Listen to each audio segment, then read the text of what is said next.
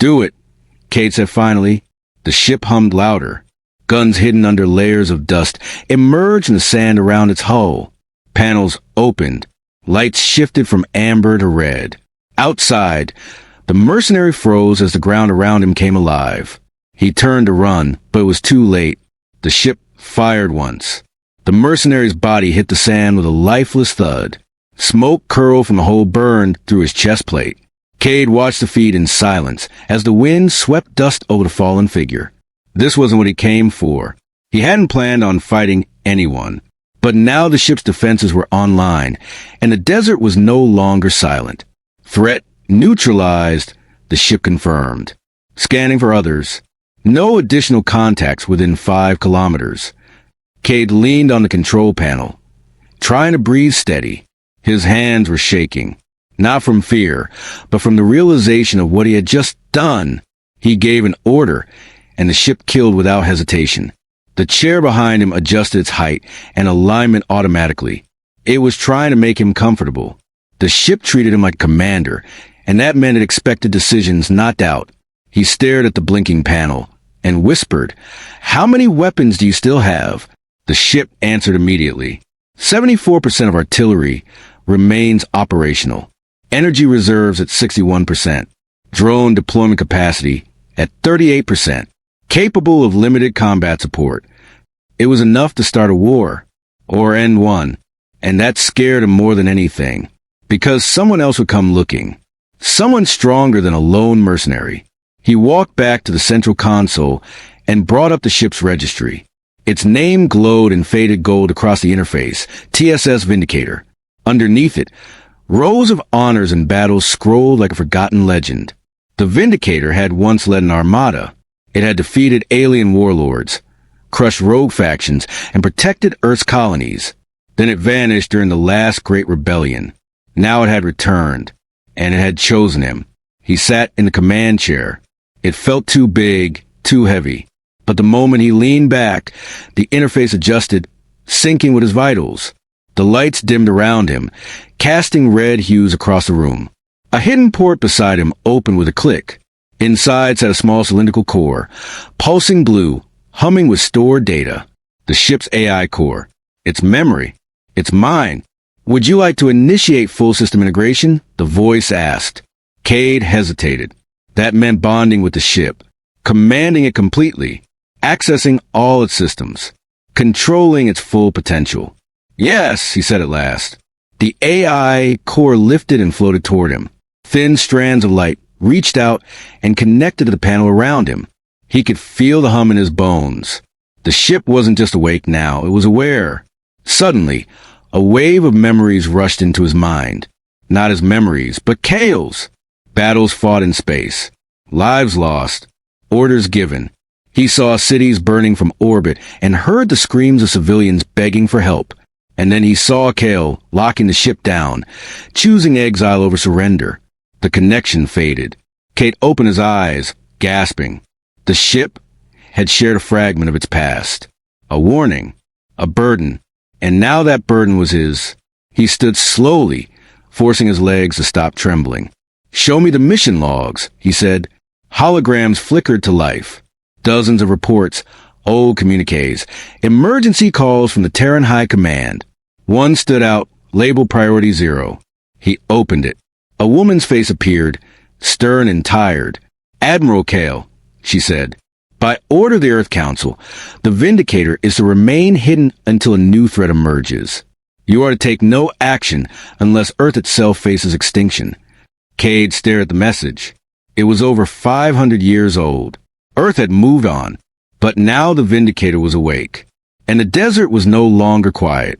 The console flashed again. Second contact detected. Approach vector consistent with off-world transport. ETA, 23 minutes. More were coming. Probably mercenaries. Or worse. Someone had traced the signal. Someone knew what was buried here.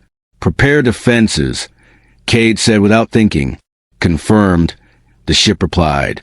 "Should I engage weapon locks?" Cade looked at the desert map.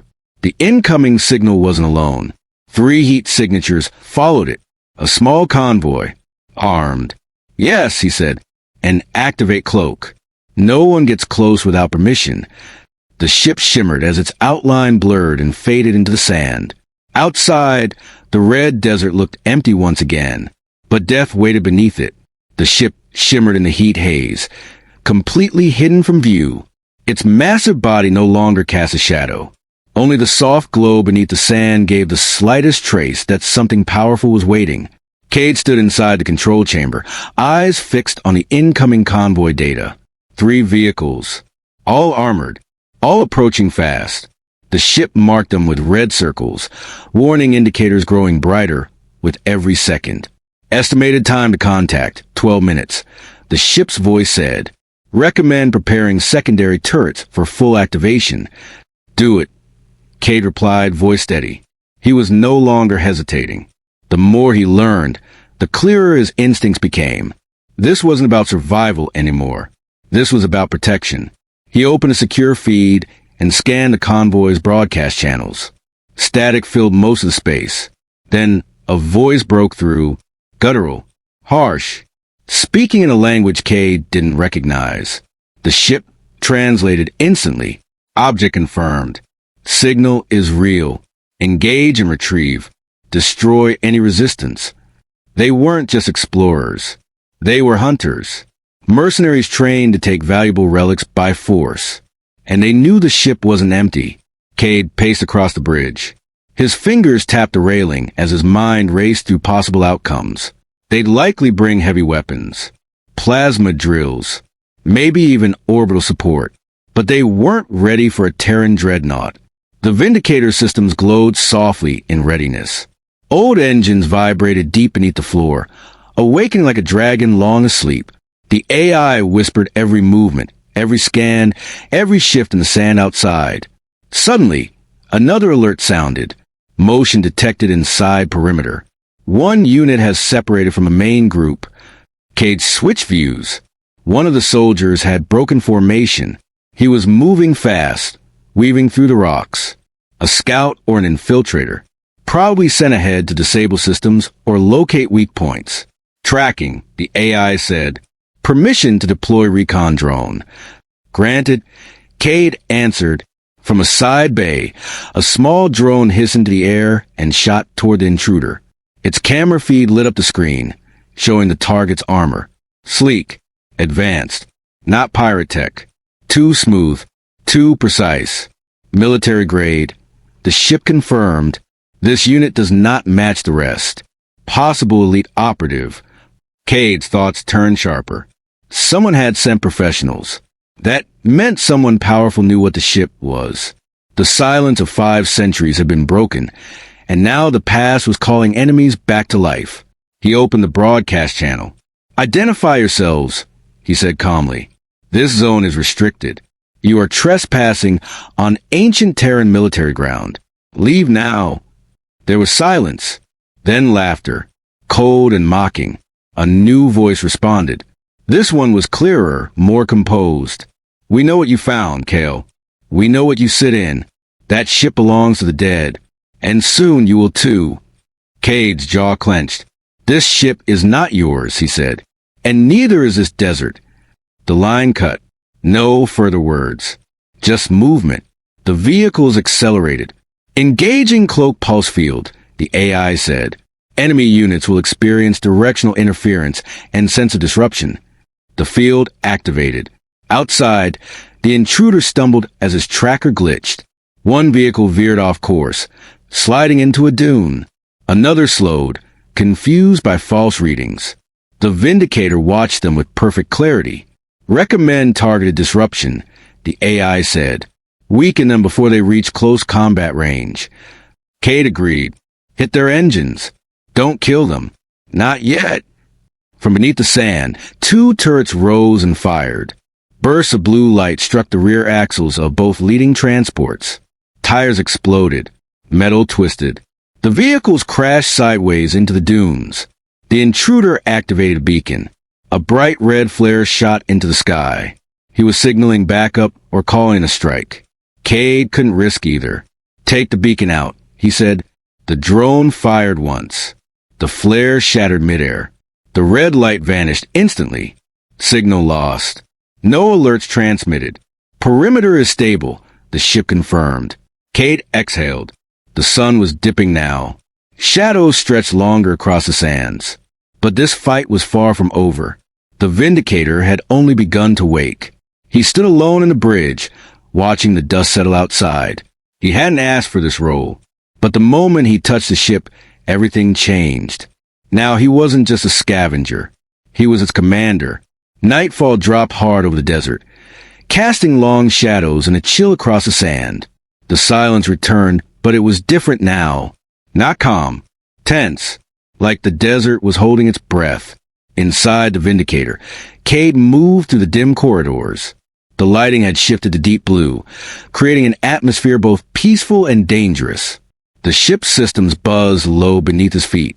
The captured mercenaries had been secured in one of the lower containment cells. 2 were injured, 1 unconscious, and the last kept yelling threats through the thick steel walls. Cade stood outside the cell, watching the feed from the internal cameras. The lead intruder was different. Smarter. Calm. He didn't scream. He just sat there, staring straight ahead, like he already knew what was going to happen. Have they spoken? Cade asked the AI. No useful data retrieved, the ship replied. However, interrogation simulations suggest the leader is not standard mercenary class. Behavior aligns with trained covert operatives. Cade nodded. It matched the feeling he had when the man responded over comms. There was something too polished about him. Someone had sent these soldiers with purpose, and that purpose was a Vindicator. He descended into the cell bay alone.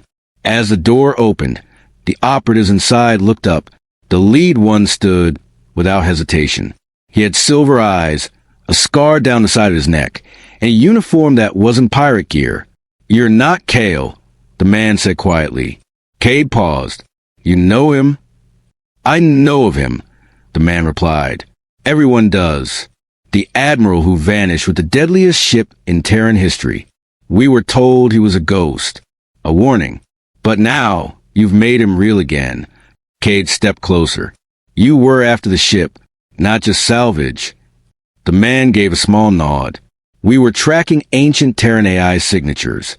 Signals buried deep in the desert. Your activation lit up 10 systems. You think you found the Vindicator alone. You didn't. You just found it first. Cade crossed his arms. Who sent you? The man's smile vanished. No one that'll admit it, but they'll keep coming. Stronger. Smarter. Eventually, someone will take control of this ship, or destroy it trying. Cade felt the weight of those words. He had no fleet, no backup, just one ancient machine and the loyalty of something long forgotten. And now, he had enemies watching him from every direction. I don't want a war, Cade said. Then you shouldn't have awakened a weapon, the man replied. Cade stepped back and motioned to the AI. Silence the cell. No communication from here on. Confirmed, the ship said. The room dimmed. The mercenary's face vanished behind a blackened glass wall. His words still echoed in Cade's mind. A storm was coming. He could feel it. Back on the bridge. He opened the ship's star chart. Red blinking marks appeared across nearby systems. Activity. Ships rerouting. Patrols tightening. The Vindicator's reawakening hadn't gone unnoticed. The message is spreading, the AI said. We have been detected by long-range surveillance networks. Energy signatures confirm our identity. Multiple civilizations have flagged us as a ghost-class threat. Ghost-class. That meant fear. That meant myth. And myths always attracted fools or monsters. Estimate. Cade asked. 36 hours until first long-range arrival. Likely recon team. Heavier forces expected within 72. He had little time. No allies. No formal rank. But he had something they didn't. He had the trust of the Vindicator. And the ship didn't follow politics or fear. It followed orders. Then we prepare, Cade said. The ship responded instantly, preparing defense protocols, refitting secondary weapons, activating stealth nodes and auto-repair drones. He watched the system come alive around him. Ancient tech repairing itself, lights chasing across the walls, engines humming as if eager to stretch and strike again. The Vindicator was ready to be feared again, and Cade was no longer just its accidental master. He was becoming its commander in truth. The Vindicator rumbled beneath Cade's boots as its systems aligned for war. Deep below, power conduits that hadn't pulsed in 5 centuries came alive. Drones zipped through narrow tunnels, welding, sealing, and restoring old circuits. Outside, the desert was quiet again. The stars had taken their place above, cold and distant. The silence was temporary. It always was before the storm. Cade stood at the center of the command bridge. The displays formed a circle around him, each one tracking motion, signatures, and active scans. 3 nearby sectors lit up red, warning of approaching vessels. "They're coming faster than expected," the AI said. "One ship has already entered orbital shadow. Scan confirm light weapons and 2 landing craft. Deploy stealth drones. Watch, but don't engage until I say," Cade ordered. "Confirmed," replied the AI. The ship's outline shimmered, adjusting its cloak as 4 drones launched silently into the night. They vanished into the sky like sparks swallowed by darkness. Cade's eyes didn't leave the starfield above. Every point of light felt sharper now, every shadow heavier. The enemy was close, but unknown. That made them more dangerous. The AI pulled up a visual from the outer drone.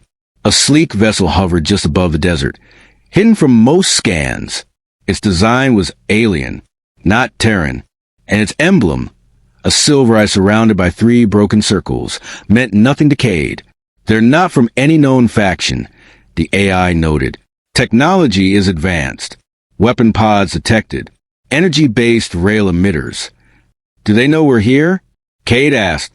"Not yet, but they're scanning the surface. If they land, they'll find us." Cade made his decision quickly. Ready surface defenses. Power up the decoy beacon. The beacon launched from the opposite side of the dune field. It lit up instantly, imitating the Vindicator's signal. The alien ship turned slightly, its attention drawn toward the bait. "Landing craft deployed," the AI said. 2 shuttles en route to beacon site. Cade watched as the feeds followed the descending craft. He felt no joy in the trap, but he knew one thing. If they found the Vindicator now, they would never leave. "Should we strike now?" the AI asked. "Not yet. Let them step deeper," Cade said. The shuttles touched down in a spray of sand. Alien soldiers disembarked, moving in a perfect diamond formation. Their armor shimmered in the moonlight, tight to the body, insect-like. They carried long rifles that pulsed with energy. The drones hovered high, watching from the ridgelines. Cade studied their movement. No wasted steps. No hesitation. These were trained killers. As the soldiers reached the beacon, one raised his rifle. The group formed a defensive arc around it. Then he tapped the beacon with a probe. "It's a decoy," the AI said. "They're analyzing signal integrity. We have less than 1 minute before they identify it as false." "Target the landing craft," Cade ordered. Confirmed. Firing. 2 blasts shot from hidden emplacements beneath the dunes. The landing craft exploded into burning debris. Flames lit the desert red. The alien squad turned instantly, rifles raised, formation tight. "Now," Cade said, "take them down." The drone struck without mercy. Precision fire cut through the night. 2 aliens fell in the first volley. The others returned fire, but they couldn't find the drones in the dark. Their weapons lit up the wrong hillsides. One alien tried to retreat, running toward the fire. A drone caught him mid-sprint. Another dug behind a dune and fired upward. It clipped the drone, sending it spinning into the sand. But he didn't last long. Soon, only silence returned. All targets neutralized. 1 drone lost. No further hostiles detected. The AI confirmed. Cade stared at the destruction. His heart was calm but heavy. He had just declared war on an unknown race, and he had won the first strike, but he knew it wouldn't be the last. He returned to the bridge and opened the long-range transmitter. The ship's communications core hummed, waking ancient channels that hadn't been touched in ages. "Broadcast to all known Terran outposts," Cade said. "Message as follows. The Vindicator is awake. We're not alone, and war is coming." The AI sent the message across the stars. And Cade, for the first time, stood not just as the ship's commander, but as Earth's warning. The message spread faster than expected. Within hours, fragments of it were picked up by old Earth satellites and hidden Terran colonies. Signals bounced between asteroid stations, relay buoys, and underground networks. It stirred panic in some, wonder in others. A few dismissed it as an echo from the past. But for those who still remembered the Vindicator, it was a warning they had long feared. Cade stood alone on the bridge, watching the transmission data. His message had reached every system the AI could access. He had spoken for Earth, even if no one had asked him to. The ship pulsed softly around him, humming like a beast stretching its limbs after centuries of sleep. Cade felt it beneath his boots, a rhythm that matched the weight in his chest. They will respond, the AI said. Some will come for help. Others will come to silence us. But no one will ignore us. Cade nodded slowly. He had crossed a line. There was no going back now.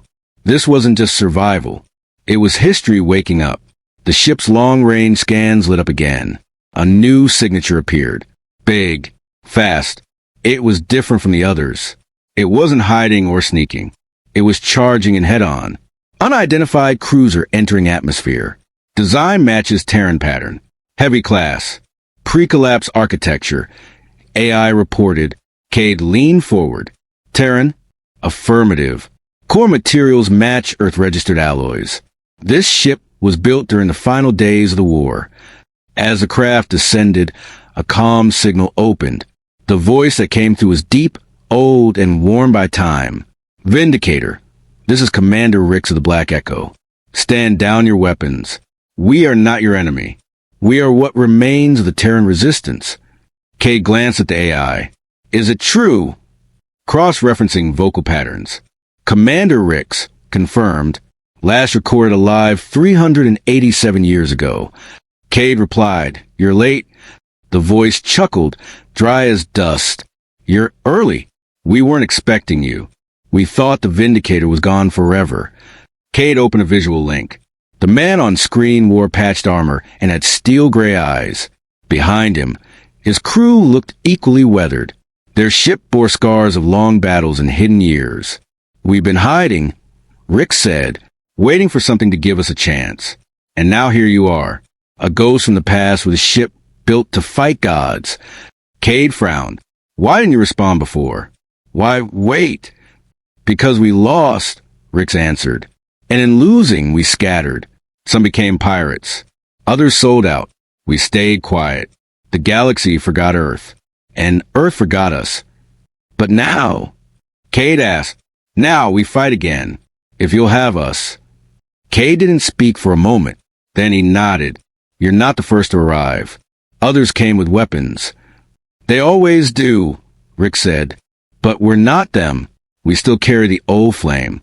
If war is coming, then let it burn in our favor. The Vindicator opened a bay door. The Black Echo docked slowly, groaning as it aligned.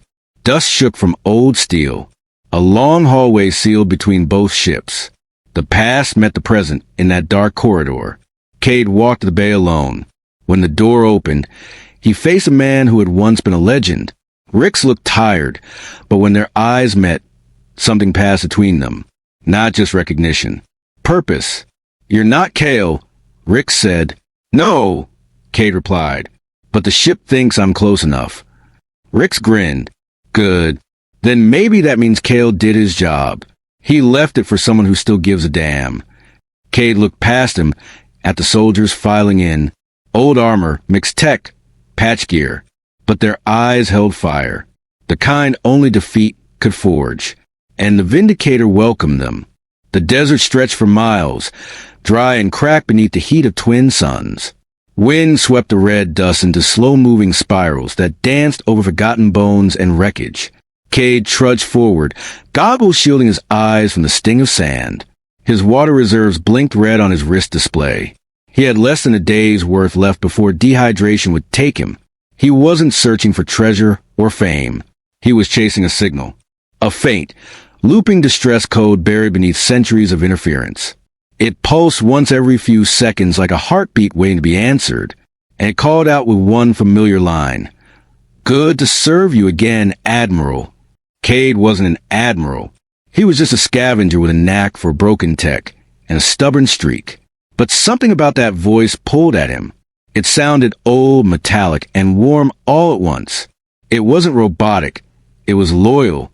The sands gave way beneath his boots as the terrain sloped downward. Ahead, half buried in red rock and centuries of erosion, was something massive. A jagged metallic wall.